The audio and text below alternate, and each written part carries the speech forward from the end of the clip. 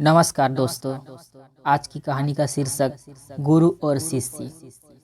एक बार एक शिष्य ने विनम्रता पूर्वक अपने गुरुजी से पूछा, गुरुजी, कुछ लोग कहते हैं कि जीवन एक संघर्ष है, कुछ अन्य कहते हैं कि जीवन एक खेल है और कुछ जीवन को एक उत्सव की संज्ञा देते हैं। इनमें से कौन सही है?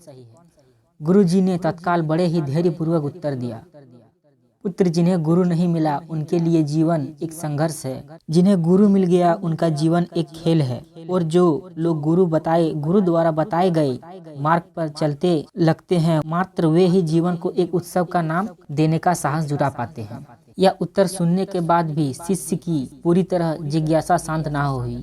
गुरु जी को इसका आभास हो गया। वे कहने लगे, लो, तुम्हें इसी संदर्भ में एक कहानी सुनाता हूँ, सुनोगे तो स्वयं ही अपने प्रश्न का उत्तर पा सकोगे। गुरु जी ने कहानी सुनाई। वह कुछ इस प्रकार थी। एक बार की बात है कि किसी गुरुकुल में 3 शिष्य ने अपना अध्ययन संपूर्ण करने पर अपने गुरु जी से यह बताने की विनती की कि उन्हें गुरु दक्षिणा में उनसे क्या चाहिए। गुरु जी ने तो पहले मंद मंद मुस्कुराए और स्नेह पूर्वक बोले, मुझे तुमसे गुरु दक्षिणा में एक थैला भर की सूखी पत्तियां चाहिए, ला सकोगे? वे तीनों मन ही मन बहुत प्रसन्न हुए, क्योंकि उन्हें लगा कि वे बड़ी आसानी से अपने गुरुजी की इस इच्छा को वह पूरी कर सकेंगे। सूखी पत्तियां तो जंगल में सर्वत्र बिखरी ही रहती है। वे उत्साह पूर्वक एक ही स्वर में बोले, जी गुरुजी, जैसी आपकी आज्ञा। अब वे तीनों शिष्य चलते चलते एक सीमापस्त जंगल में पहुंच चुके थे, लेकिन यह देखकर कि वहां पर तो सूखी पत्तियां केवल एक मुट्ठी भर ही थी, उनके आश्रय का ठिकाना ना रहा। वे सोच में पड़ गए कि आखिर जंगल में कौन सूखी पत्तियां उठाकर ले गया होगा। इतने में ही उन्हें दूर से आता हुआ कोई किसान दिखाई दिया। वे उसके पास पहुंचकर उससे विनम्रता पूर्वक याचना करने लगे कि वह उन्हें केवल एक थैला भर सूखी पत्तियां दे दे। अब उस किसान ने उनसे क्षमा याचना करते हुए उन्हें यह बताया कि वह उनकी मदद नहीं कर सकता, क्योंकि उसने सूखी पत्तियों का ईंधन के रूप में पहले ही उपयोग कर लिया था।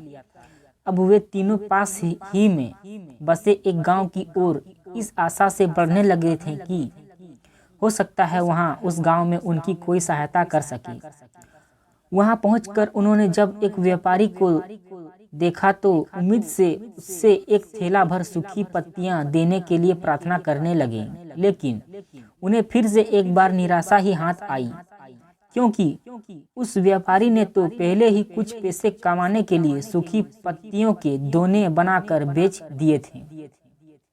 लेकिन उस व्यापारी ने उदारता दिखाते हुए उन्हें एक बूढ़ी माँ का पता बताया, जो सूखी पत्तियां एकत्रित किया करती थी।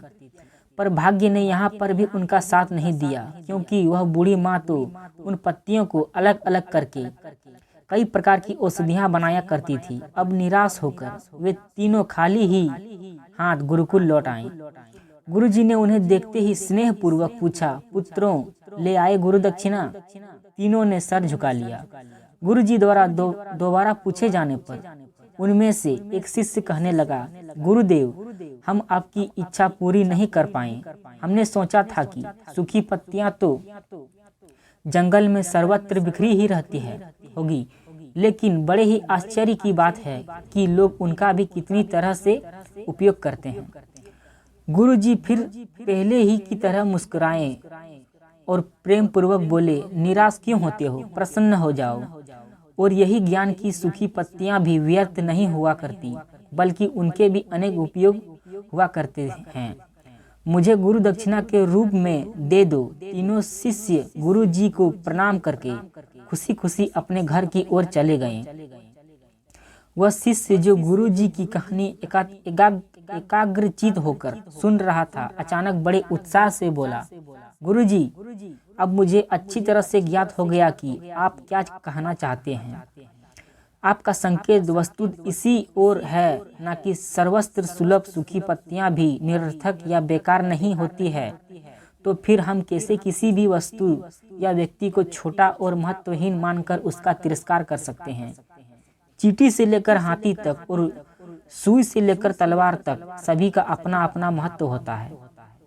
गुरुजी भी तुरंत ही बोले, हाँ पुत्र, मेरे कहने का भी यही तात्पर्य है कि हम जब भी किसी से मिले तो उसे यथा योग्य मान देने का भरसक प्रयास करें, ताकि आपस में स्नेह, श्रद्धा भावना, सहानुभूति एवं सहिष्णुता का विस्तार हो रहे और हमारा जीवन संघर्ष के बजाय उत्सव बन सके।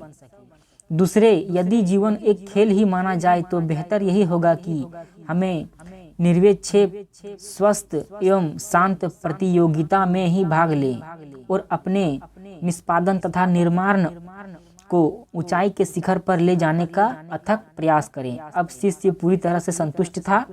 अतः मैं यही कहना चाहता हूँ कि यदि हम मन, वचन और कर्म, इन तीनों ही स्तरों पर इस कहानी का मूल्यांकन करें तो भी यही कहानी खरी ही उतरेगी। सबके प्रति पूर्वाग्रह से मुक्त मन वाला व्यक्ति अपने वचनों से कभी भी किसी को आहत करने का दुस्साहस नहीं करता और यही ऊर्जा उसके पुरुषार्थ के मार्ग की समस्त बाधाओं को हर लेती है। वस्तु हमारे जीवन का सबसे बड़ा उत्सव पुरुषार्थ ही होता है, ऐसा विद्वानों का मत है। धन्यवाद।